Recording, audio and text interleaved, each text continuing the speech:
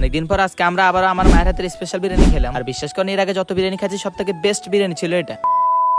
তো সকালের দিকে জানলা দিয়ে একটু বাইরের দিকে তাকায় দেখি আজকে আকাশের মনটা অনেক খারাপ। ভাই কেন জানি না, যেদিন আমার মনটা খারাপ হয় ওই দিন আকাশের মনটাও খারাপ হয়। আকাশের খবর আমি জানি না, কিন্তু এখন যে কোনো মতো হলে আমার মনটা ভালো করতে হবে। তাই দেরি না করে বৃষ্টির পূর্বের মুহূর্ত উপভোগ করার জন্য ঘর থেকে ক্লাব মেরে চলে আসলাম রাস্তায়। আর এখান থেকে দাঁড়িয়ে আমাদের ক্ষেতের দৃশ্যটা দেখছিলাম। এই মেঘলা আকাশে আমাদের গ্রামটা অনেক সুন্দর লাগতেছিল, যা বলার বাইরে। তো এখানে কিছুক্ষণ দাঁড়িয়ে মিষ্টি ওদের পাশাপাশি গ্রামের এই সুন্দর ভিউটা উপভোগ করলাম। এরপর ঘরে এসে পড়তে বসে গেলাম। অন্য টাইম আমার একটু ঘুম আসে না, কিন্তু যখনই একটু পড়তে বসে ঠিক তখনই ঘুম আসে। গাইজ, এটাকে শুধু আমার সাথে হয় নাকি আপনাদের সাথে হয় একটু কমেন্টস করে জানাবেন। আর এই ঘুমটাকে তাড়ানোর জন্য আমার মা আমাকে ছায়া এনে দিছে। তো চা খেতে খেতে পড়তেছিলাম, অমনি আমার নাকের মধ্যে গ্রান আসলো বিরিয়ানি। ভাই দিক দিয়ে গুটি গুটি পা দিয়ে হেঁটে এসে দেখি আমার মা বিরিয়ানি রান্না করতেছে। ঠিক অনেকদিন আগে একবার আমার মায়ের হাতের স্পেশাল বিরিয়ানি খেয়েছিলাম। আর আমার মায়ের হাতের বিরিয়ানি এত পরিমাণে মজা হয় যে আমি সেটাকে স্পেশাল বলেই চালিয়ে দিই। যাই হোক, অনেক অপেক্ষার পর অবশেষে বিরিয়ানি রান্না কমপ্লিট। তো আর দেরি না করে আমার ভাগটা আমি বুঝে নিলাম। চলো এবার টেস্ট করে দেখি বিরিয়ানিটার স্বাদ কেমন। ভাই বিশ্বাস করেন, আমার জীবনে আমি অনেক বিরিয়ানি খাইছি, কিন্তু আমার মায়ের হাতের বিরিয়ানির মতো স্বাদ আর কোনো বিরিয়ানিতে আমি পাইনি। তো আমি বিরিয়ানি খেয়ে আজকে ব্লগ এতটুকু দেখাবো, অন্য কোনো ব্লগে। আল্লাহ হাফেজ।